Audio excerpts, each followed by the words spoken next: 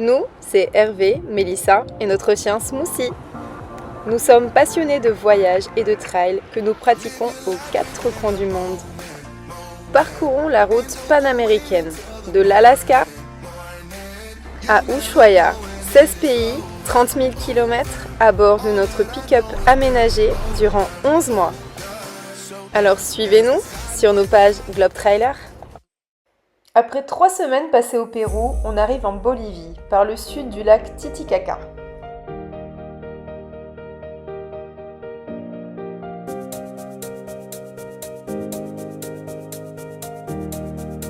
Durant les 2 semaines qui vont suivre, on ne descendra jamais en dessous de 3500 mètres.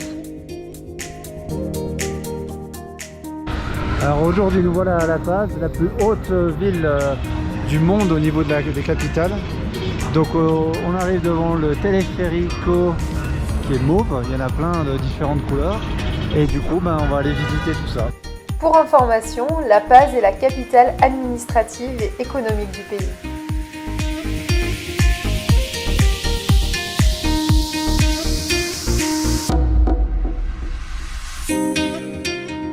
Le téléphérique surplombe d'abord la ville d'El Alto à presque 4000 mètres avant de plonger au cœur de La Paz. La vue est superbe, surtout avec le quartier coloré.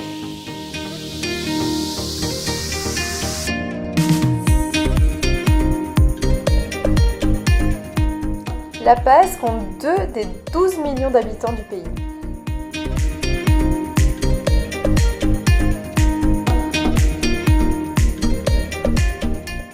On se fait un petit plaisir en allant déguster le menu d'un restaurant gastronomique. Les plats sont aussi magnifiques que raffinés. Un régal pour la modique somme de 10 € par personne.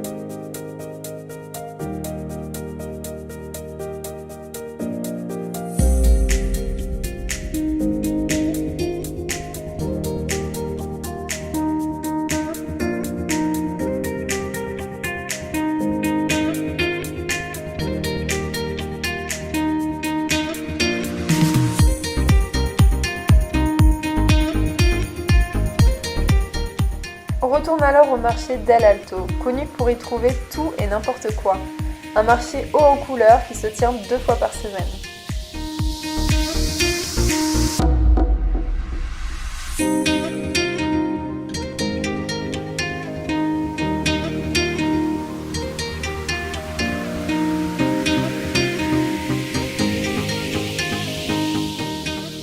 Le soir, on ne peut résister à l'envie d'aller manger au Hard Rock Café.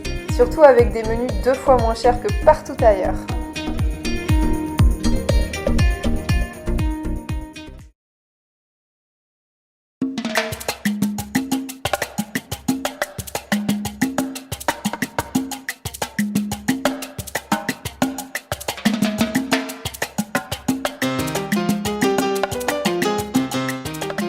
Le lendemain, le long de la route et après avoir fait un barbecue, on s'arrête voir les chulpas, qui sont des tours funéraires dans certaines civilisations pré-inca.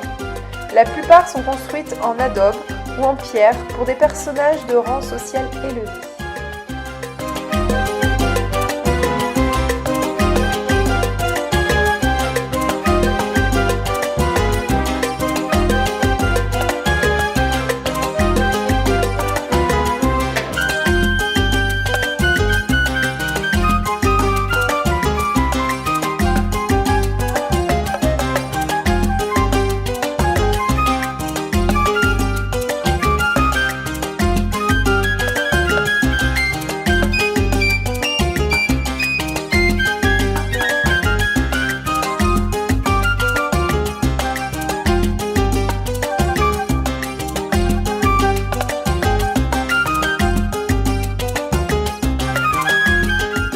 On arrive ensuite dans le magnifique parc national de Sarama.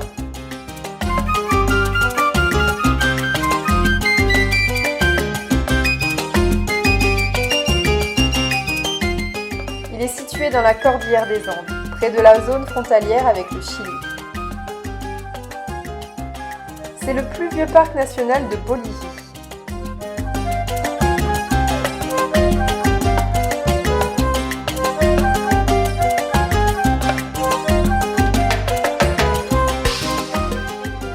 correspond à la Puna, un haut plateau où l'altitude varie entre 4000 et 6542 mètres d'altitude. C'est le royaume des lamas, des alpagas et des vigognes.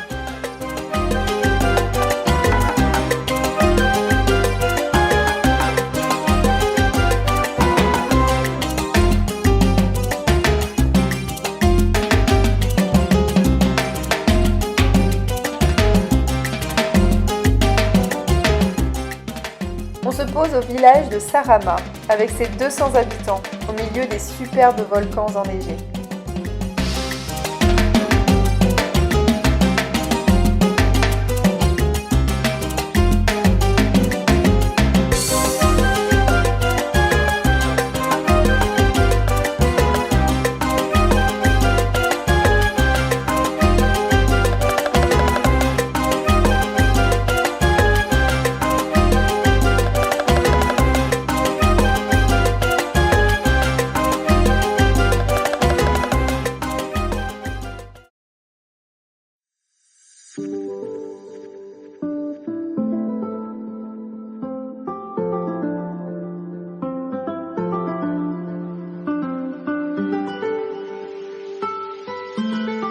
On part faire une balade incroyable avec une piste 4x4 qui aboutit à une zone de geyser. Bien sûr, ce n'est pas Yellowstone, mais la beauté des lieux avec l'absence de tout autre touriste rend l'endroit magnifique.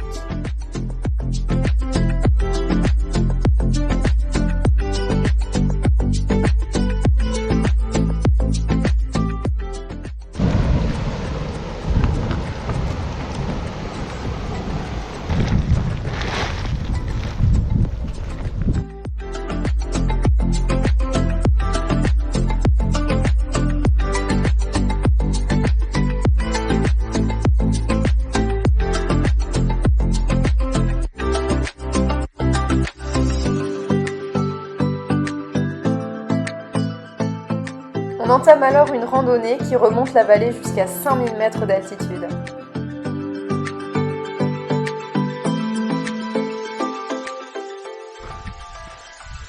Alors aujourd'hui en Bolivie, dans le parc de Samara, on va faire une jolie balade. On est parti du village tout au fond là-bas, qui est au pied en fait du volcan le plus haut de Bolivie. On est venu jusqu'en bas là où il y a les deux crêtes qui descendent là, la zone des geysers qui était magnifique, et on a laissé la voiture là. Et depuis on est en train de monter tranquillement. Là on passe 4800 mètres. Là on a le pic le plus haut là qui est à 5000 et quelques. Et nous on va bientôt passer le col un peu plus haut là-haut. Et ça va être aussi le passage au Chili, non déclaré évidemment. Et derrière normalement il y aura des jolis lacs. Alors voilà, on est à la frontière entre la Bolivie et le Chili. Donc Mélissa est au Chili et moi je suis encore en Bolivie.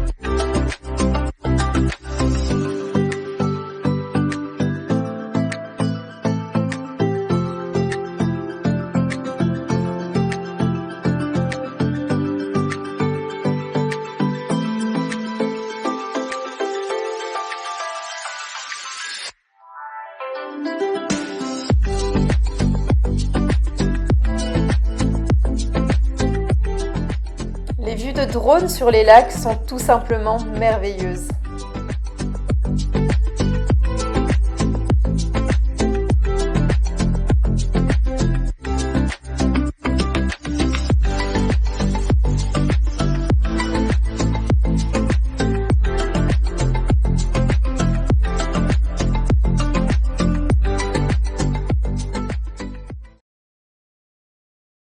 Après cette mise en jambe en altitude, place aux choses sérieuses. À 4 h du matin, après un trajet en voiture de 2 heures, nous débutons l'ascension d'un volcan de 6000 mètres, l'Akotango. Ça va, ça se passe bien? À 5500 mètres, ça va? Accompagnés d'un Français, Camille, et d'un Suisse, Hugo, ainsi que de 2 guides, nous attaquons la montée à la lueur de nos frontales.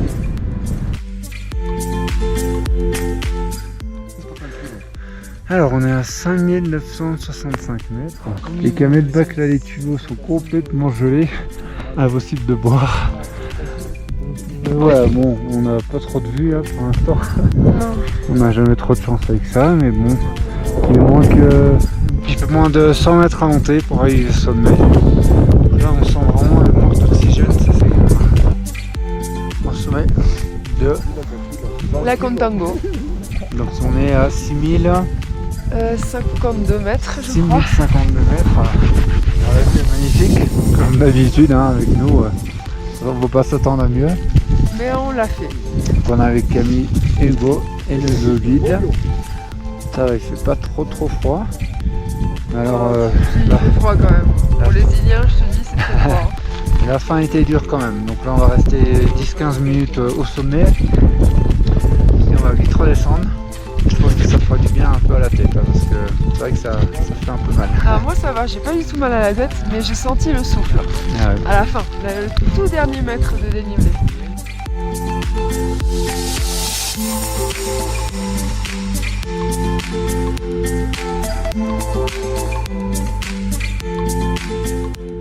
Comment tu fais pour glisser quand tu prends ta trace?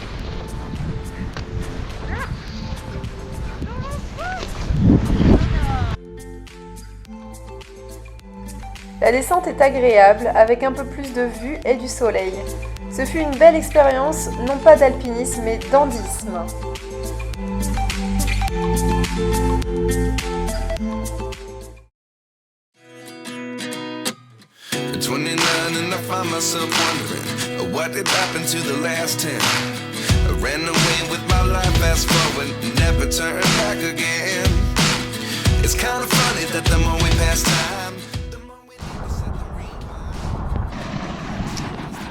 Et on va profiter des eaux thermales un peu chaudes pour donner un petit bain à Smoothie.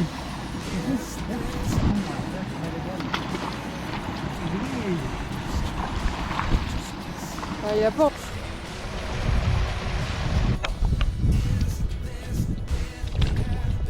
Oh. Ah, ça fait du bien. Il fait 11 degrés dehors. Il y a un vent de fou. Et là, petite source chaude. Trop bien.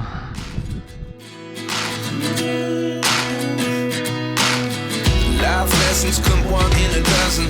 The other 11 get something from nothing. I sit here looking for an answer. Maybe the biggest question was in the last chapter. Après 3 jours dans le parc, nous repartons pour une journée de route à travers l'altiplano bolivien.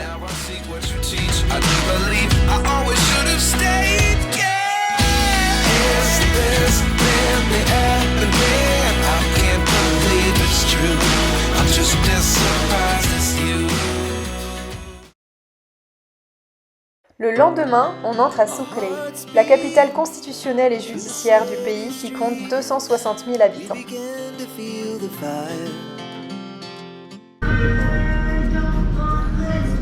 Aujourd'hui, on va tester un gastro qui s'appelle El Solar à Sucre, en Bolivie. Et donc on a 7 plats apparemment. Voilà.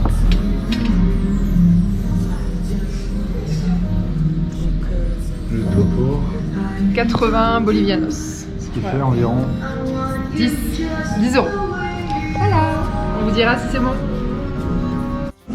Tomates cherry, fleurs comestibles, herbes fraîches, épinées.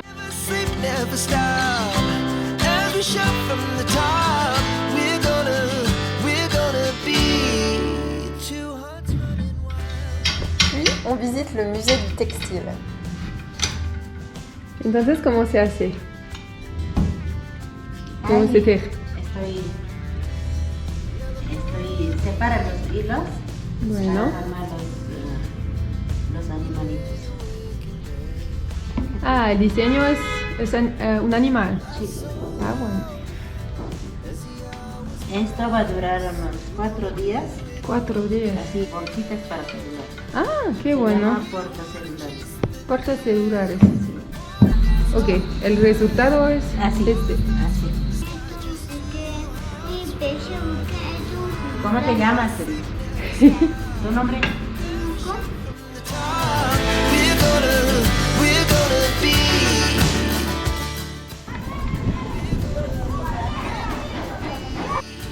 Two hearts running wild.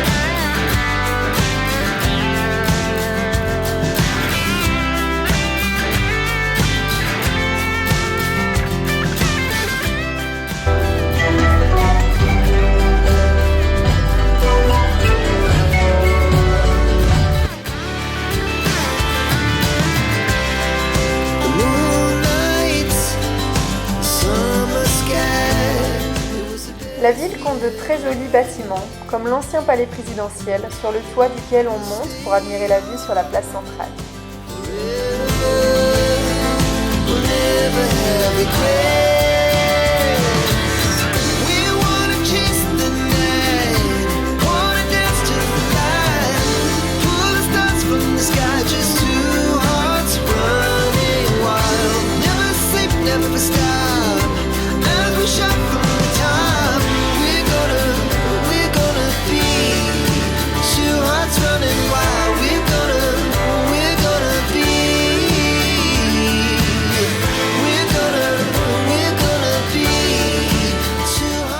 Il est temps de rejoindre à présent Potosí. On loue les services d'un guide pour aller visiter une mine. Mais avant, il nous propose d'acheter des cadeaux pour les mineurs, feuilles de coca, cigarettes, alcool et même bâtons de dynamite et détonateurs, véridiques. Après, on a le droit à l'habillement, le même que les mineurs. Smoothie aimerait venir, mais c'est interdit. Il s'agit d'une ancienne mine d'argent qui a fait la richesse des conquistadors espagnols. De nombreux enfants et quasiment tous les adultes y ont travaillé. Mais aujourd'hui, seul l'étain en est encore extrait.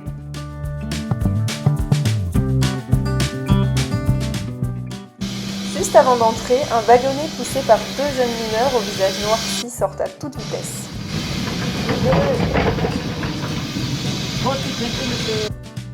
Puis on entre dans le boyau dans lequel s'étirent des tuyaux d'air comprimé pour les marteaux-piqueurs. Il fait chaud et humide et on patauge dans 10 cm d'eau boueuse. Au fur et à mesure qu'on avance, les galeries deviennent plus petites et on sent bien la poussière dans le faisceau de notre fontaine, laquelle nous fait tousser. Arrivé à moins de 30 mètres du bout d'une de ces galeries, on voit des mineurs qui s'activent à préparer la dynamite. Notre guide nous autorise à aller quelques secondes au plus près des opérations.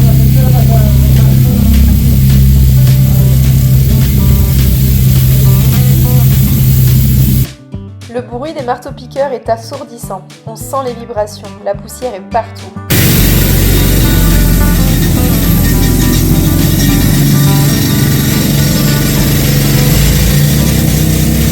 Incroyable de voir les conditions de travail quasi inhumaines de ces gens qui n'ont que 45 ans d'espérance de vie pour un salaire d'environ 430 $ par mois. On sort de la mine assez retourné dans nos têtes.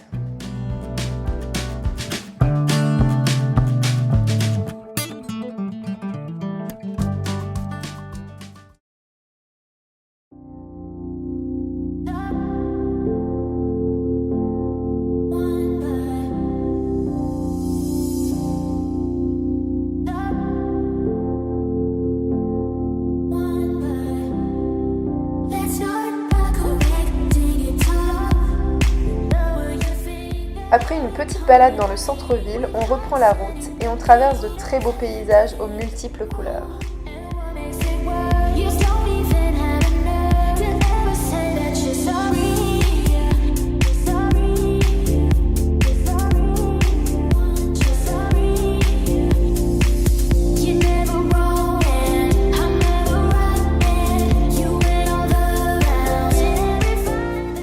On atteint une des merveilles de la nature, les plus jolies qu'on ait pu voir, le Salar d'Uyuni. Avant d'aller le visiter, on se pose 2 jours au cimetière de Train, qui fut au début du XXe siècle un carrefour ferroviaire pour le transfert de l'étain, de l'argent et de l'or.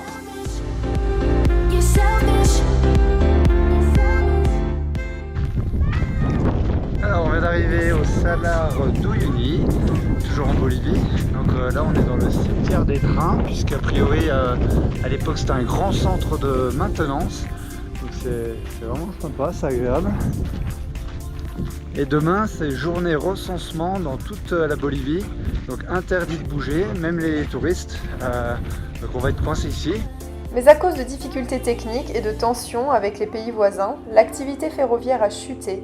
Et on a regroupé ici de nombreux trains qui ont rouillé à cause de l'air salin. Cette vingtaine de locomotives et cette centaine de wagons ont été importés de Grande-Bretagne.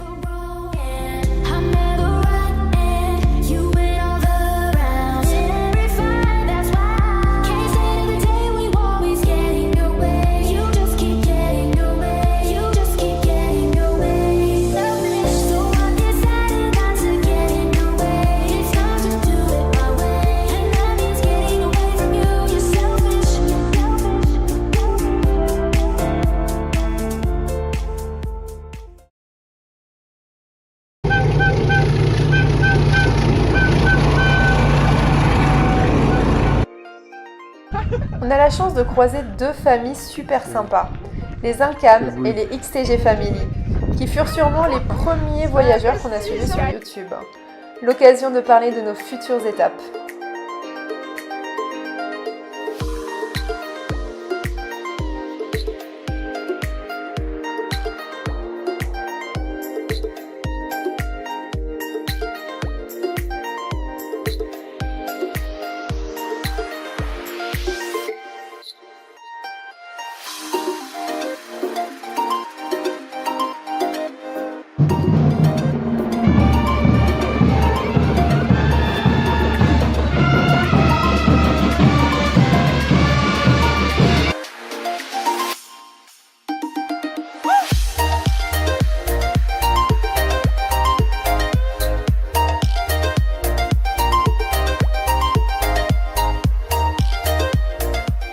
Après une balade dans les rues d'Uyuni, on part explorer le fameux Salar.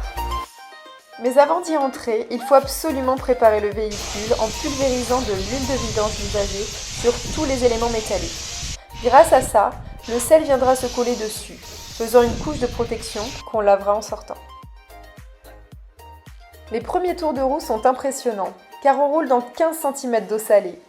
Stratégiquement, on suit scrupuleusement les 4 quais de touristes pour arriver à Ojos del Salar.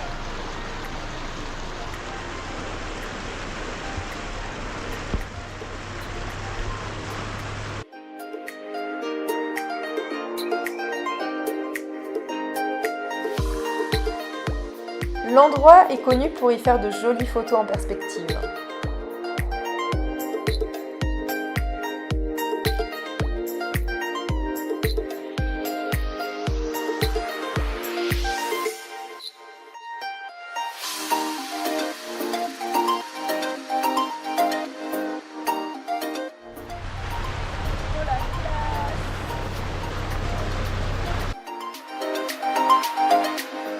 On continue vers le fameux escalier et les figures de sel.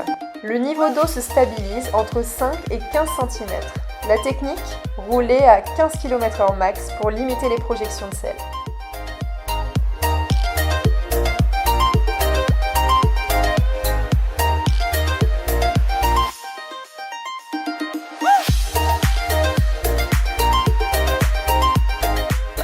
Il faut savoir que cette étendue de sel est située à 3658 mètres d'altitude, avec une superficie de 10 500 km², soit l'équivalent de 2 départements français. Elle constitue le plus vaste désert de sel au monde. Le Salar représente environ 40% des réserves de lithium exploitables de la planète.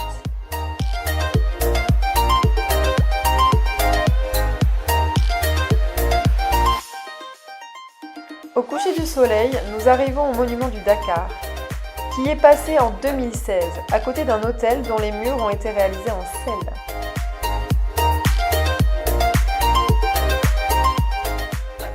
trouve un coin pour se poser et on passe une des nuits les plus tranquilles de notre aventure. Alors, voilà au milieu du Salar d'Uyuni. On a trouvé un petit spot sympathique au milieu de rien du tout, pas très loin du monument du Dakar, donc c'est sympa. Le coucher de soleil est magnifique, a des superbes couleurs. Et maintenant, apéro Apéro. avec la bière Uyuni sur le Salar d'Uyuni. Yes.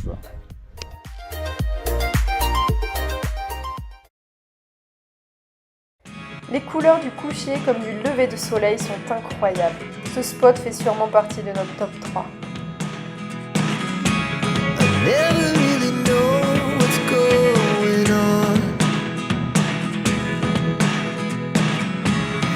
Look at me sometimes like all you want to do is run.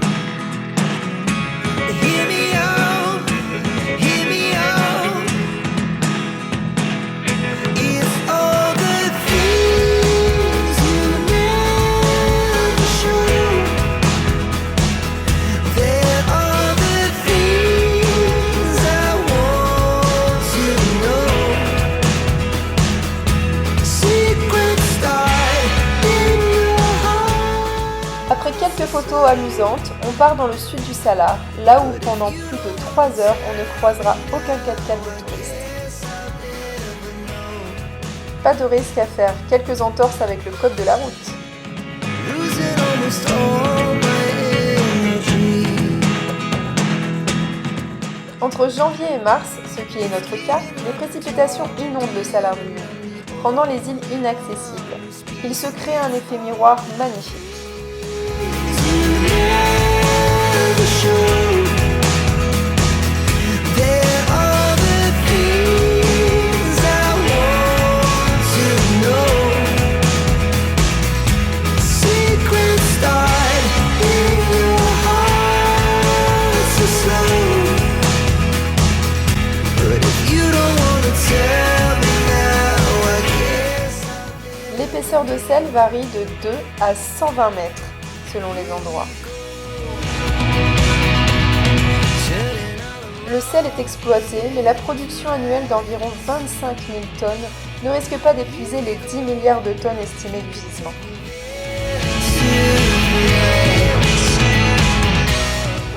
L'effet miroir est complètement fou.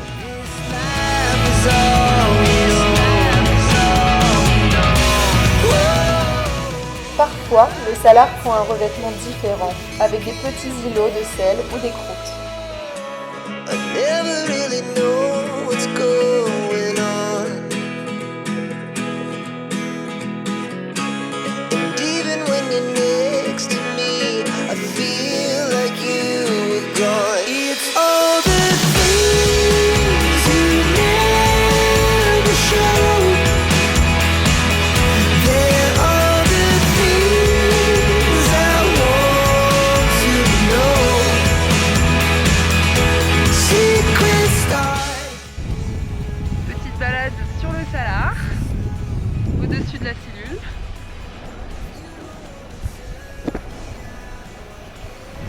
Elle est pas belle la vie.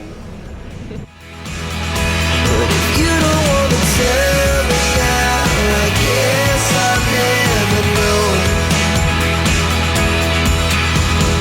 But if you don't wanna tell me now, I guess I'll never know. Les lunettes sont obligatoires, même pour Smoothie. Turning all the wrongs into rights. Here we go. You can take me there tonight.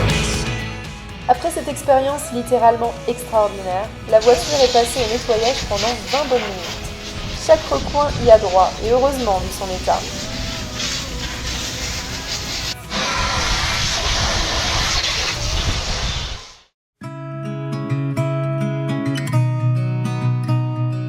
Retour à Uyuni pour une nuit, et après avoir fait le marché matinal, on met le cap au sud-ouest pour aller faire un petit tour dans la région sud du Bez. But I felt it all over me. I hope you come where I'm going.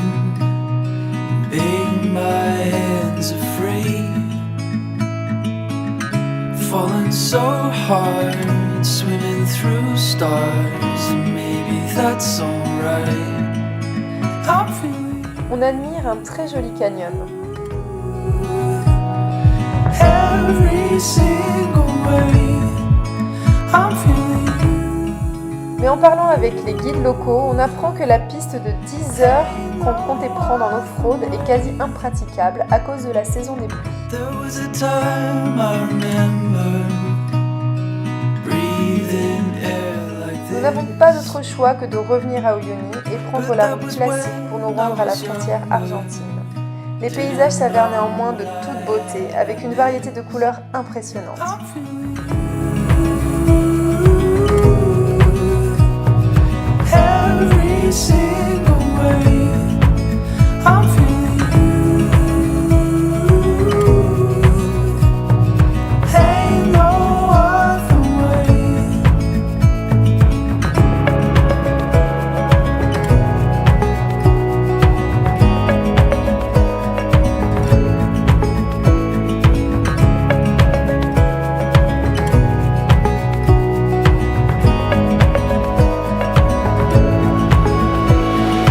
I won't let Nous aurons été sous le charme de ce pays durant 2 semaines.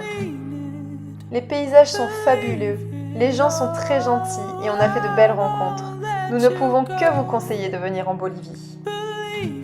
Et pour ne rien manquer du prochain pays, l'Argentine, abonnez-vous!